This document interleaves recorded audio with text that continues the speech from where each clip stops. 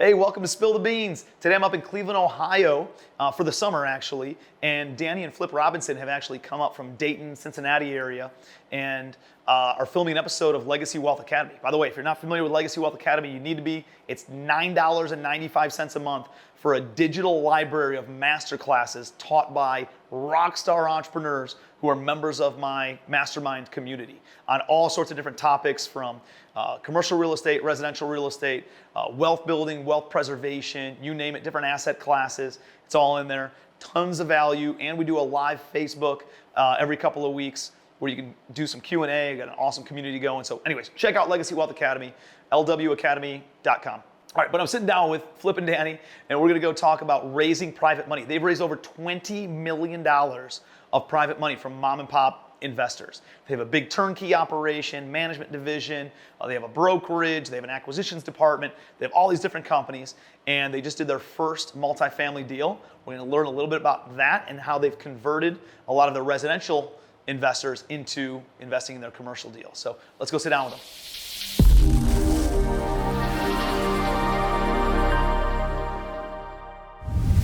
Flip and Dani Robison, how are you guys doing? We're doing great. Good. Well, first of all, welcome to Cleveland. It's good to have you guys here. I know you're not from, you live in Ohio, but you're not from Ohio originally. So, right.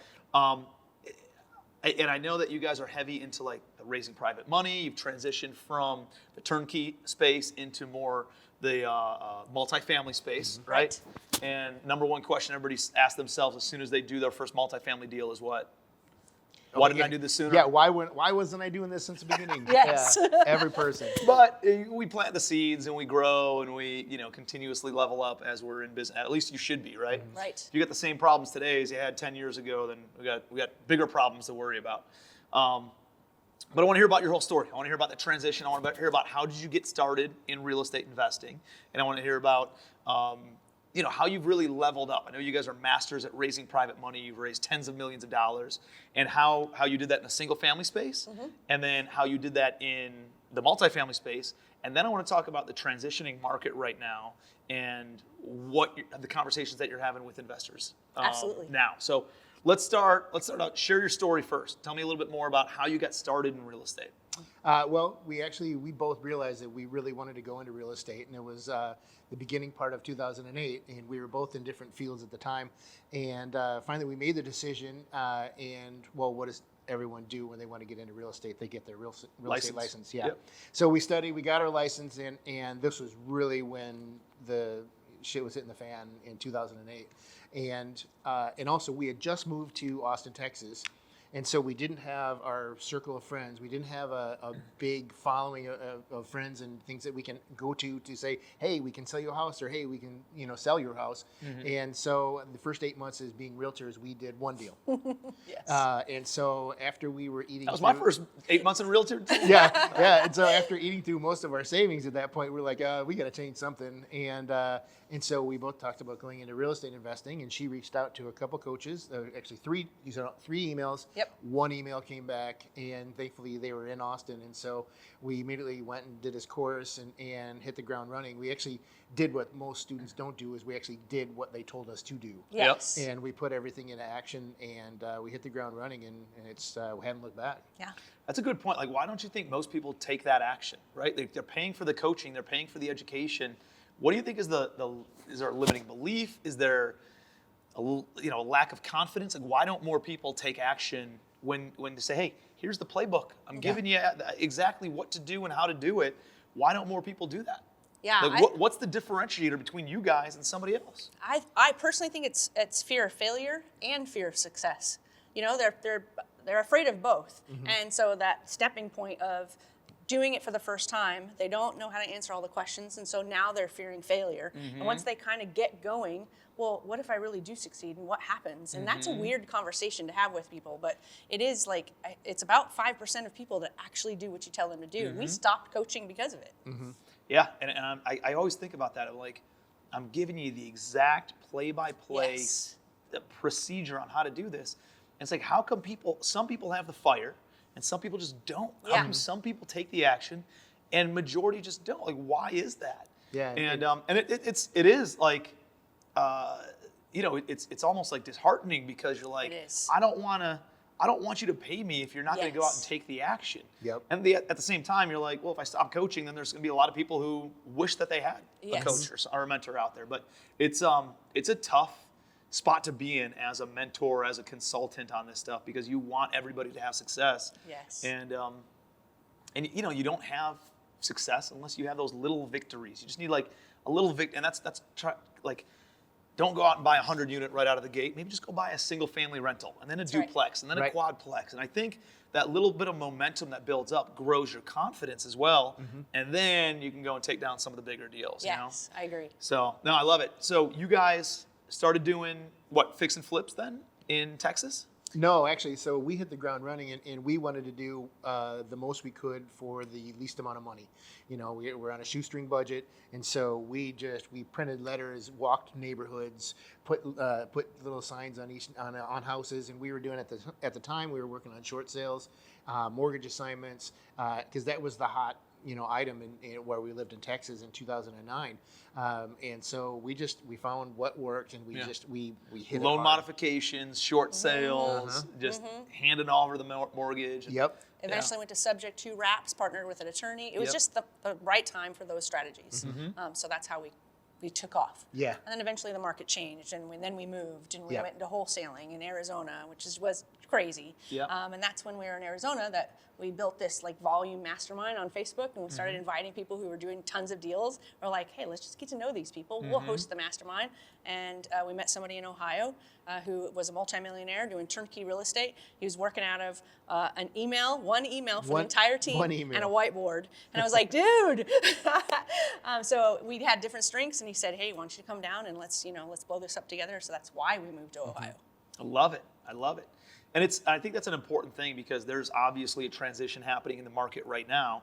You guys went from being a realtor to doing the loan modifications and the short sales and wrap mortgages and stuff like that, because that was a strategy, and that was big for a couple of years there. Yeah. And then you guys moved into wholesaling, and then you got into turnkey, and then we'll talk about the transition into multifamily and commercial in a minute. But like I think people have one arrow in their quiver, and they think this is the only way to do business, and you can't. No, Right. no. Right? Like there's people who have come to me over the past couple of years and say, hey man, you're known as the bird guy, or the value add apartment guy.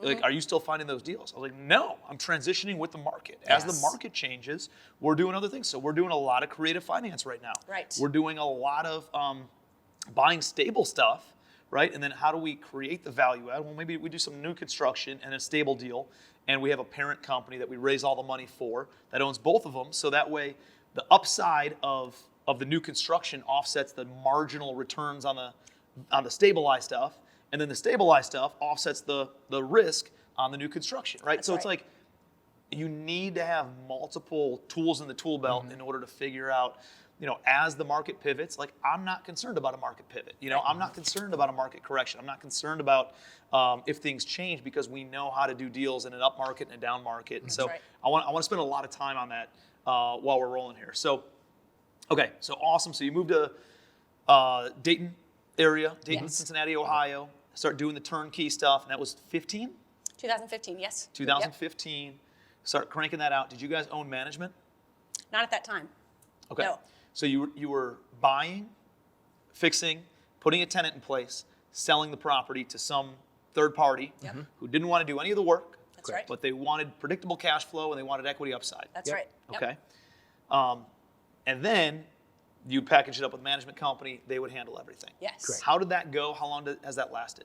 Well, Are you guys we- still doing that? No, we actually built an in-house company, property management, and it was because we went through 5 other companies, and They're all horrible.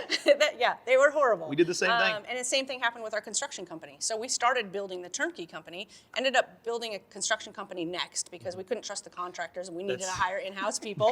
Then we built the property management company because we couldn't trust the other people that were handling the properties that we were selling to people that trusted us. Yep. And then because we built the property management company, might as well have a brokerage. So the retail flips we do, we can keep it all in-house. And then Flip was in charge of all the acquisitions, and the wholesalers just dried up on deals. So we're like, crap, the machine has to run, and that's where it starts, in acquisition. So we built an acquisition company, and so that was the 5 ultimately that we were running until we bought our first multifamily Yeah. and built the 6th company. Yeah, it's like turnkey space, and I was in it for several years, did, I don't know, 80 to 100 deals a year, and we fell in the same thing. It was like, hey, I want to keep buying properties from you, Tim, but I can't because the contractor screwed me. Yep. Okay, hey, well, I'll tell you what, we'll renovate it for you and then hand it off. And then the management company just drops the ball over and over and over again. And so we had to bring that in-house too. And so it truly was a fully turnkey business. But then we found like, hey, if you want me to keep buying, like this is 2 or 3 years down the road, hey, if you want me to keep, buying property from you, that tenant, even though they lasted 2 years and paid on time when they moved out, the carpet needs to be redone. Will you just take care of that, like on your side? And well, you told me that this was done and the roof had 5 more years left, and it's been 4.5, and it didn't last that 5 years. And now, will you pay for the roof? And I was like, are you kidding me? Like, wow, we have the same buyers. yeah, exactly. Like you're a grown up. Like that's what you're buying into. You're buying something that is turnkey, and there's going to be maintenance, and there's going to be improvements, and there's going to be tenants moving out, and they want to be completely passive. Yes. Right? But they also want the predictable cash flow. Yes. And they also want the equity upside, which is why I think they're the perfect people to not buy turnkey, but instead passively invest as a limited partner in a syndication. That's exactly right. So tell me about how you got into the multifamily world, and then let's talk about some raising private money. Okay, so we got into multifamily because of the turnkey business. We had a seller that had a package of 15 properties plus a 56-unit apartment complex. We wanted the 15 properties. We knew we could turn them, sell them, easy. That was our core business model. The 56-unit, we were like, well, let's just wholesale it because we're not ready to get into apartments yet, and we don't know what we're doing.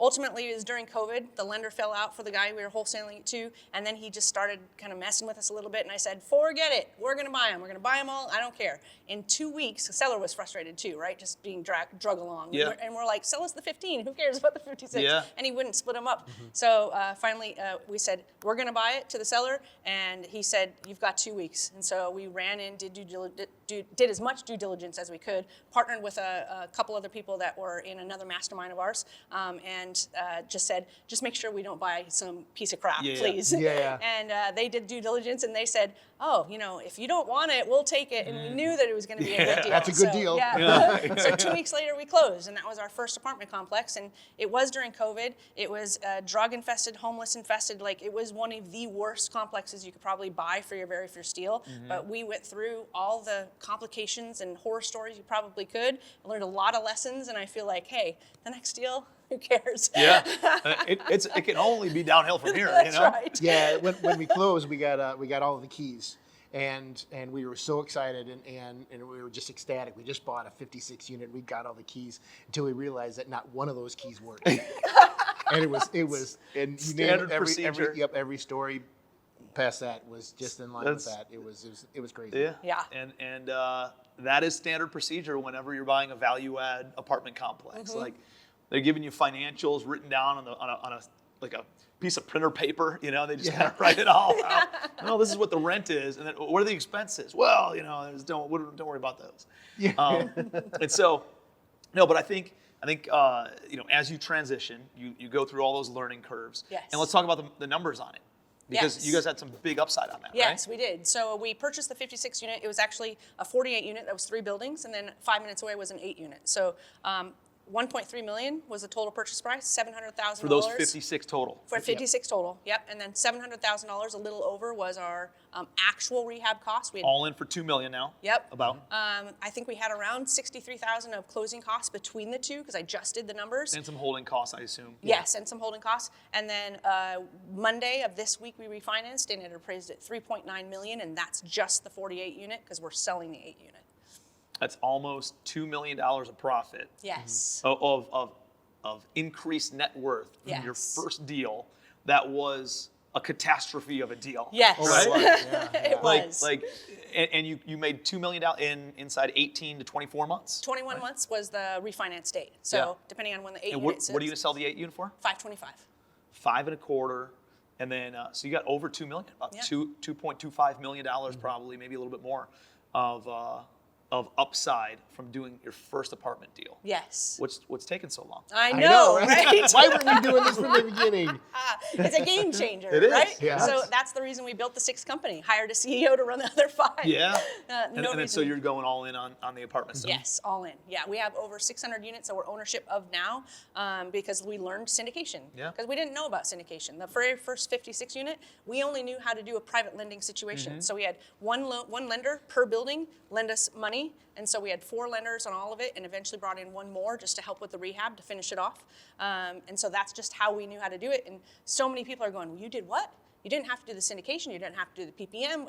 And so we talk about it more often now because that was a very simple way to put together a first deal instead of doing a full-on syndication where we didn't know how to do it, and we're still learning, quite frankly. And there's no one way, like we were Yeah. talking about before. Just like there's a lot of different strategies on making money in real estate, there's a lot of different ways to structure any given deal as well. Yes. And so tell me about how did you raise money on the single family side? What did that conversation look like? And then how did you pay those investors? Yeah, so the very first private money lender that we got was somebody that Flip was talking to. Go ahead. Yeah. So I got her name and number because she was interested in buying turnkey properties. And so I got into a conversation with her, and I just kept building up rapport. And every time I had a property for her, something else was going on in her life, and she couldn't buy it at that time. And so I just kept up the conversation. And Meaning she didn't have the time to take it down on her well, own? no, she didn't have her son just had to get braces and had to do all these other things. Or she also has a food truck, and something happened to the food truck. It was always something that she's like, I just can't do it right now. But it was more of a timing thing, not that she didn't have the money. Correct. Got it. Yeah. She wanted to focus on those Yeah. things and not on doing Or work turkey. effort, yeah. Yeah, and so we always kept in touch, and then that's when we started talking about private money, and so she was like, yeah, absolutely. And then after she did it, she was like, well, I sort of have a community of friends here, and I'm going to tell them about this experience. So your first And- private money lender brought how much money? How much I did- want to say it was around $100,000. Yeah. It wasn't very much. But then That's pretty good. My first was like 10 grand. Oh, okay. Yeah.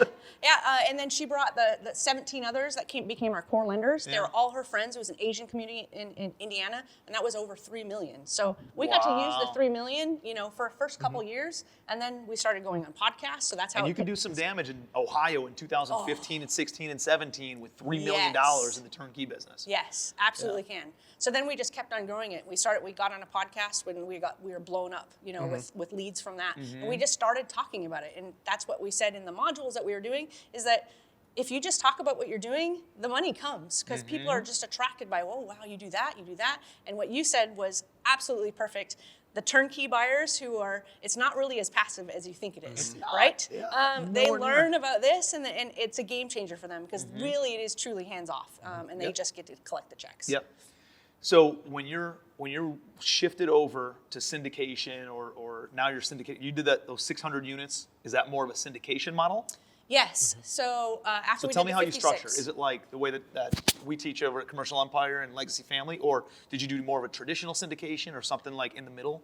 It was the next one we did after the 56 was a fund of funds. So somebody else saw Had that a we were fund, doing. they just wanted to write you one check. Yes, exactly. So he said, hey, I see that you're really good at raising money, and now you just did a first apartment complex. I'm doing a 384 unit in Daytona Beach, Florida. I could use some help raising some money. Do you want to talk to your people? And I was like, I betcha I could raise $5 million piece of cake, because we had raised over $20 million at that point in time, and we weren't using it all. I didn't have the mindset of private money lending versus syndication and having that conversation. So what we ended up raising 1.75, and he was like, quite frankly, I didn't know you'd raise that much. He says, I didn't raise that much on my first deal because most it's a people- different conversation. It is. It's very different. And so, just so everybody understands, it's like when you go have a conversation with a single family investor or like lender, you can give them a mortgage on the property, right? So they're Yes. secured the same way that Bank of America or Chase Bank would be secured if you went and got a loan from the bank. Yeah. And then they have a promissory note, and they're listed on the insurance and that title insurance and additional insured on the actual property insurance.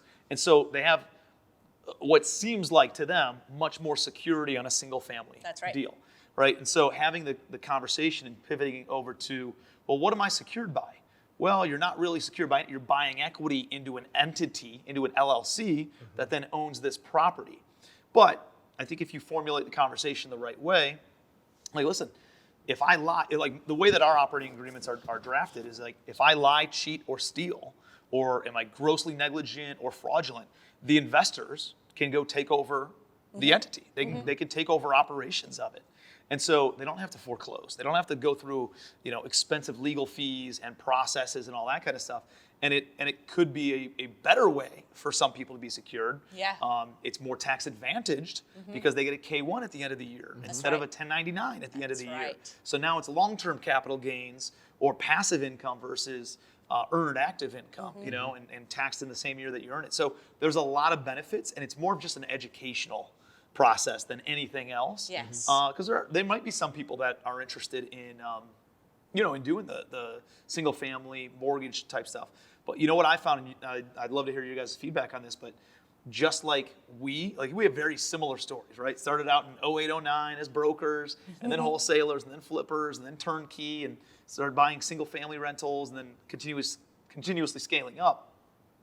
I've taken a lot of my private money lenders, and just like we've graduated in those different steps, the private money lenders want to do the same thing. They don't want to do the transactional, trade their time for money, even though it's more passive than actually operating. But it's like, I have to go underwrite another deal in order to get paid again. Yes. Instead, and they're not building any long-term wealth with the tax advantages and everything else that comes with owning rental real estate. Yes. And so I found that a lot of my hard money lenders that were lending me money at 15 or 18% have come over, and now they're getting paid 8 to 10%. Why would anybody do that? Well, because you get depreciation.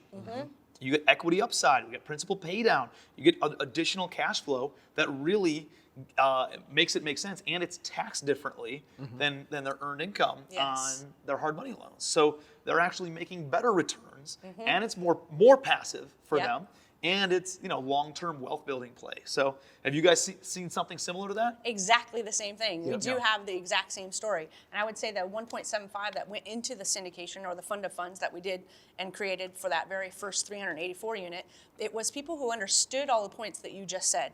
Some of our private money lenders, and what I talked about in the modules, was you want to keep it simple first and foremost, because anything that's complex, a confused mind is going to say no, right? So we keep it simple. Sure. And this shift was confusing for some of them, not all of them. So we were able to grab some of the money. So what we learned was, hey, why don't we create a debt fund?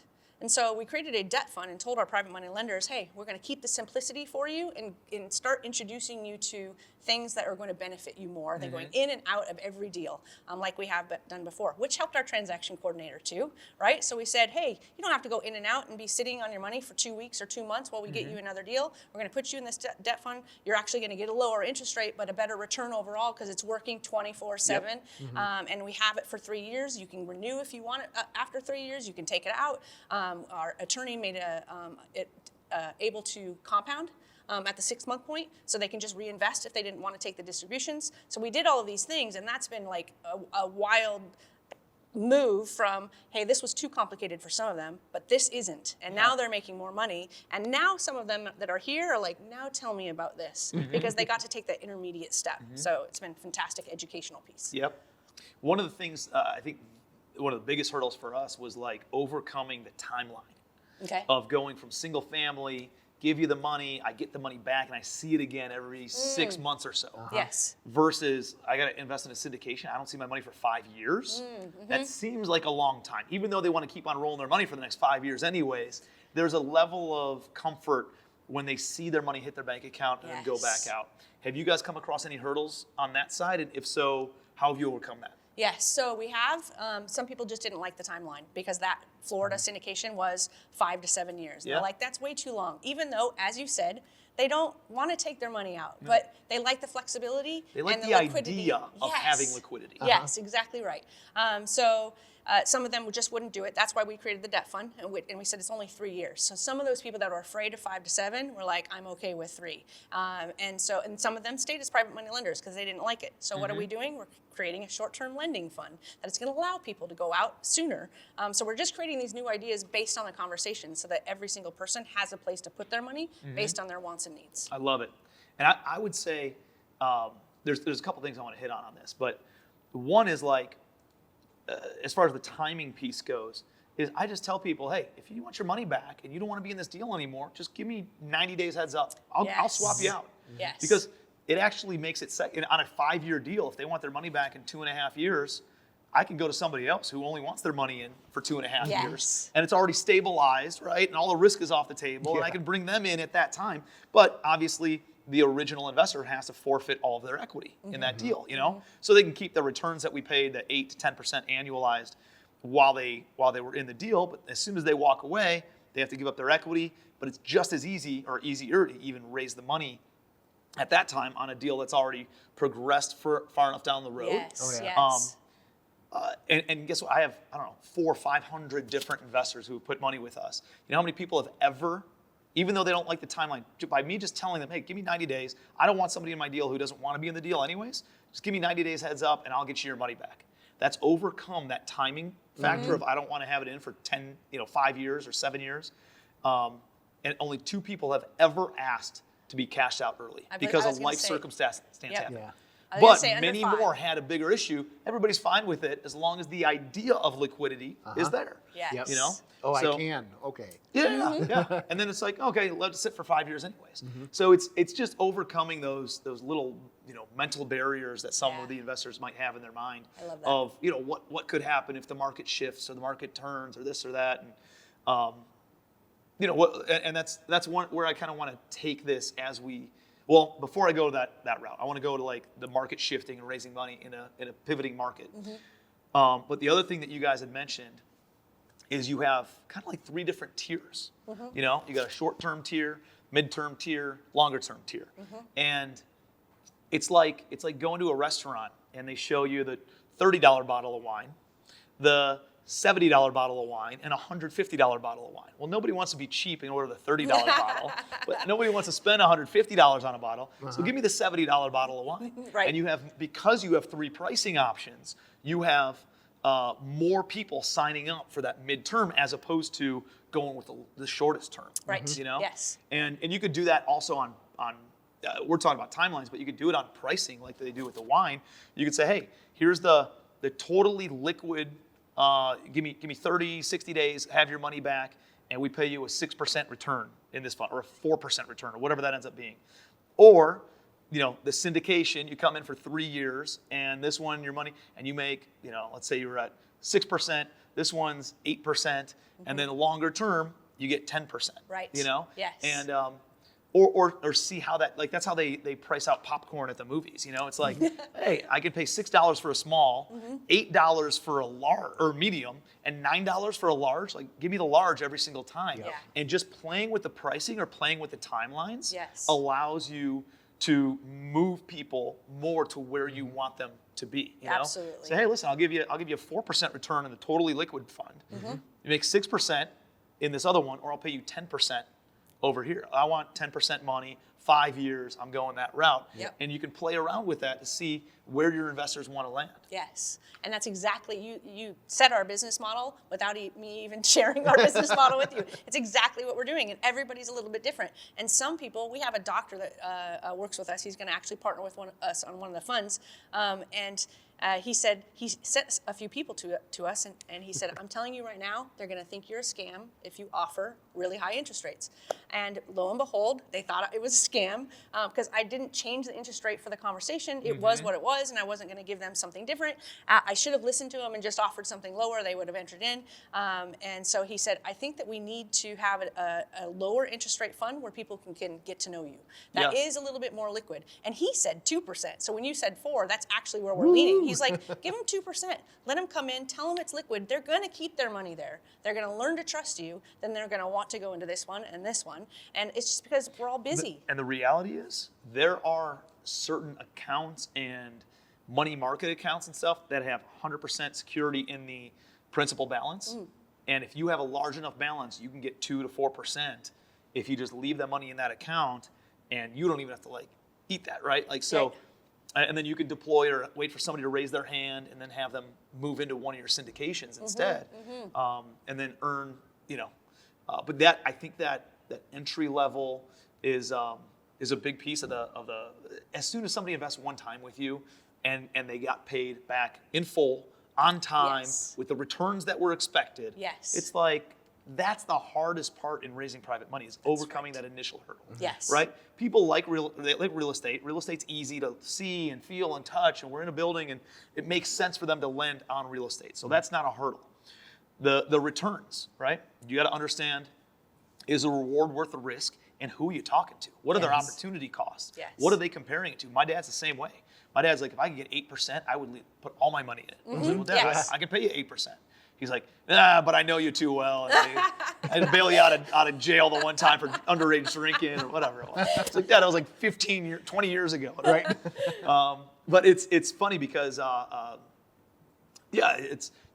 the third piece of it after talk about the asset, after you talk about the returns, is the borrower. You know, and the borrower needs two things, two characteristics. One is trust, and two is respect. Yes. Right? Like my dad trusts me.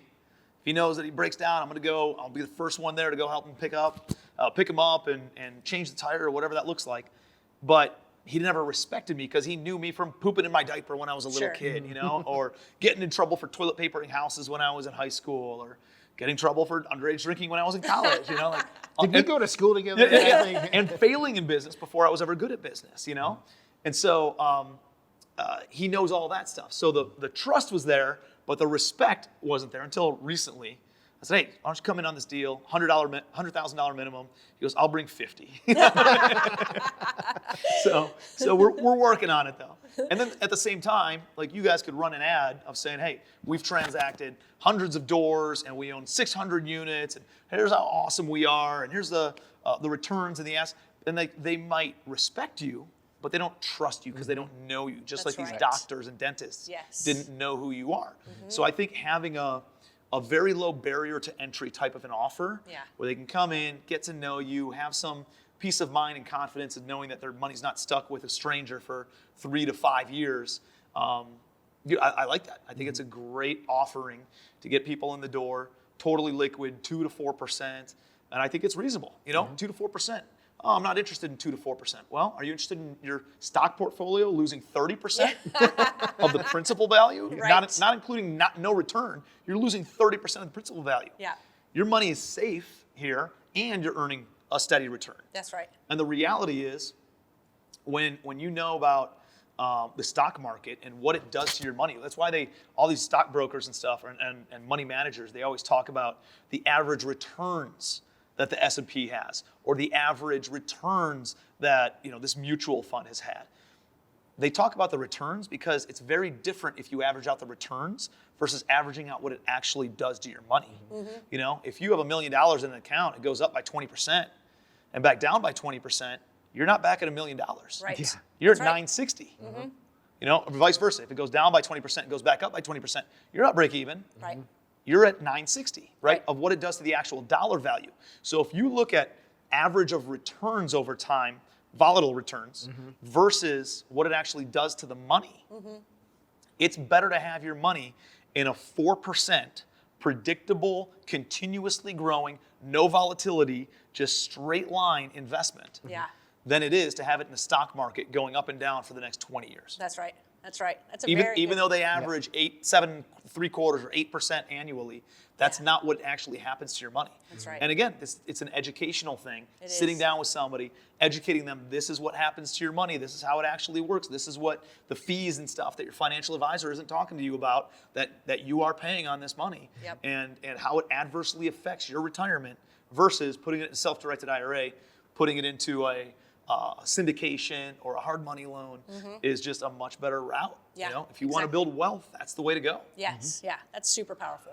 So let's pivot into today's market. All right. Okay. So we're filming this the last week in July of 2022, and since the beginning of this year, interest rates by the Feds have been hiked up 2.5–3%, I think, at least. And so we just had another 3/4 of a rate hike yesterday, 0.75% rate hike yesterday. So how are the conversations changing that you're having right now with your investors? What are some of the barriers in their mind that they're having about investing money into deals right now?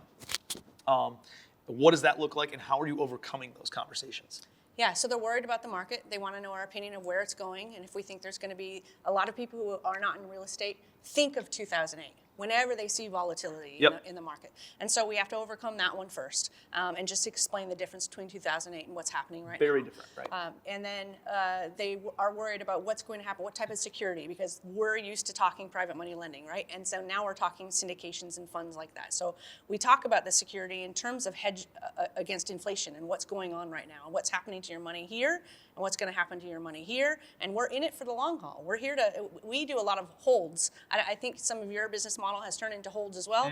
So we're in it for the long term. So over time, the market, will be okay. And we're not looking to refinance in the next 1, 2, 3 years where we don't have a crystal ball. So I'm pretty confident in everything that we're doing. And we're buying more stabilized assets. We're not buying a ton of value adds, but we're mixing it up. Our last 48 unit, it was a little bit of both, right? There was a value add opportunity, but nothing like the 56.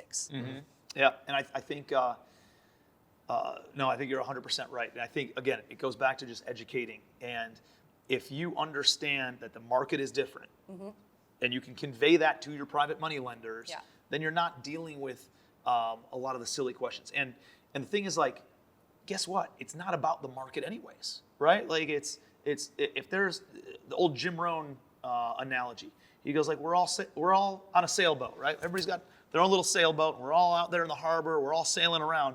If we're having a race, how does one sailboat win the race when the same wind is blowing on all of them?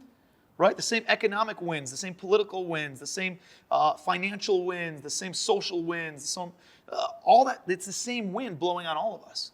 So how is it that somebody can win the race and somebody can lose the race?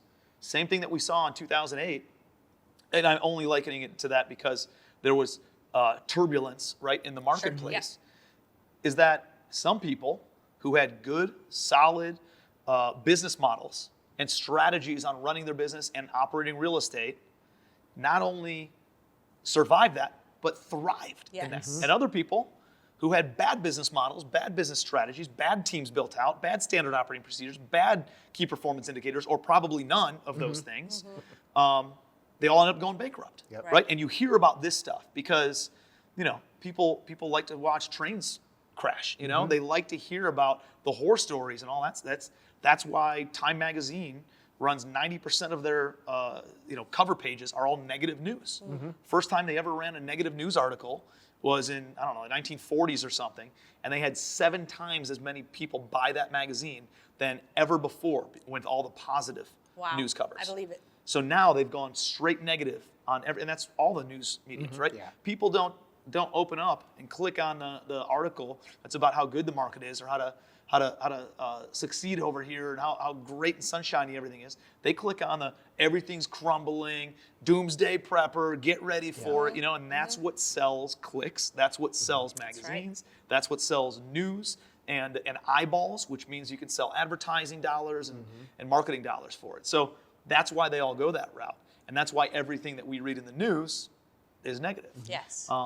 So that's why we have to be the influence, right? That's why we have to be the ones doing the influencing, not some third party, news anchor that doesn't know anything about real estate. That's right.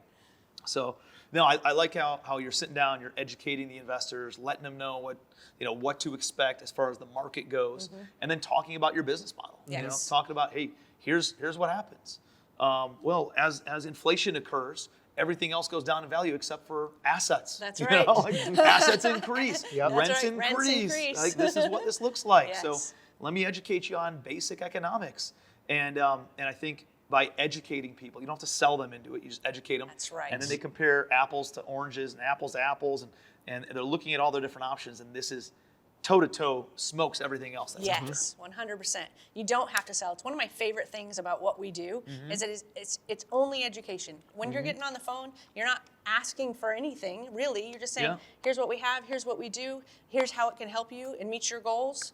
And by the time that you're done, they're like, how do we get started? And I just love that. And I love the win-win of being able to help investors do something on a passive basis because, quite frankly, we're in love with the passive basis as well. And we've been in turnkey for years. And I still love it. We still own those companies. And it's still a great asset for people who want to get into that and hold their own properties. But quite frankly, I just think this is more passive for everybody involved. Totally. Yeah. I think it's a better it's a better setup for everyone. Yes. You know, it's more of a win for you. And that way you're not stressed on operations, you know, and then Yes. they're not, you know, it's just, it's better across the board. So what do the goals look like over the course of the next 24 to 36 months? Like where do you guys see the market going, and what are your ambitions over the next 24 months or so, as these interest rates continue to rise, and as your buying model might change or pivot, or you're raising more money, less money? What does that look like, and like what do you guys want to accomplish over the next 24 months? I would say that our initial goal, once we got into multifamily, I just hit a big, hairy, audacious, goal, and it was 1,000 doors. I think now we actually have these bracelets on that, over the next 3 years, we have 1 billion assets under management and 250 million raised. So we're creating 3 funds that we've already been talking about. $100 million fund is where we're going to start, and then that fixed income fund is going to be a middle one, and the liquidity short-term lending fund is going to be another one. And we just want to allow investors to get into a place where they can feel safe. Because a lot of what we do and a lot of what we talk about, again, starts simple. Because when we first were explained about syndications and waterfalls and all of those things, we got confused. I still don't understand it. And so- Every time I hear the word waterfall, I just I just shut up. There's a waterfall. There's IRR hurdles. It's you're getting the promote. I still don't know what any, like, I know kind of what it means, but like I will not use any of those words in any conversation that I ever have with any private money investor. Yeah, absolutely. And so the more simple that we are creating it, the more that they're wanting to say, yes, we want to move forward with you, because we don't understand what this is doing. We don't understand the risk, but we like the simplicity of what you're creating. So I think that's it. I think we create these 3 funds. We start helping more investors as we get that money in, because we're one of the very few that does try to keep it simple and not overcomplicate it. Then we're going to be partnering with other syndicators, like we did with the 384 unit. With other operators, Yes, right? yes, exactly right. And then we're going to vet them. And we've got benchmarks of, hey, these are the deals that we're going to do because they're in our backyard. And we've got the vertically integrated company already, so we can do them on our own. But if we're going to do stuff in Florida and Mississippi, then the operators are going to have these certain benchmarks of experience and exits and all of those things. So that way we can stay protected with our money and the investors' money. So that's really the game plan, I think, over the next 24, 36 months. Love it. I love it. I think that you guys are on a great track. I think you guys have been preparing for the past 10, 12, 15 years for the next 12 to 18 months, like, like you have your foot, dug into the dirt and like ready to charge forward on this. And I think you have all the experience needed. I think you guys have all the tools and vision in place. And I don't think there's any reason that you couldn't hit that $1 billion assets under management over the next 36 months. So I hope so. We're going to go for it. I'm excited. hey, what if you fall short at 800 million? That's right. Man. I'll suffer through that, right? That's right. No, I'm excited. I'm excited to be on the journey with you guys and support you any way that I can. And I appreciate you guys being on Spill the Beans. Yeah, thank you so much for having us. Yes, thank you. All right, hope you guys got a ton of value out of spilling the bean bags, since we were sitting on bean bags. A great conversation, though. I love talking with people about raising money. It's one of my favorite things to discuss. I'm a true believer that if you can control the money, you can control the deal, you can control and get into any industry that you want to get into if you know how to go out and raise capital. So Dani and Flip gave some amazing takeaways. Make sure you're connected with them. And on social media and stuff too, and following them and seeing what they have going on, because they're on an amazing trajectory of building a big rental portfolio. So I love their ambitions. I love where they're going. I love being a part of their story. So if you got some takeaways from this, please put it in the comment section below. Any questions that you might have about raising money, put them down below in the comments, and I'll create a video answering those questions, tag you in it to make sure that you get access to those answers and what my thoughts and takes would be on whatever that question might be. So put it in the comments below. Please just do me a favor and like the video, share the video with anybody else that you know is going out raising money in this market. I think it's a lot of different kinds of conversations than we've had over the past couple of years as the market changes and pivots and shifts a little bit. It's really important for people to get this kind of information. So appreciate you being here. Please like, share, subscribe, and I'll see you on the next episode of Spilling the Bean Bags.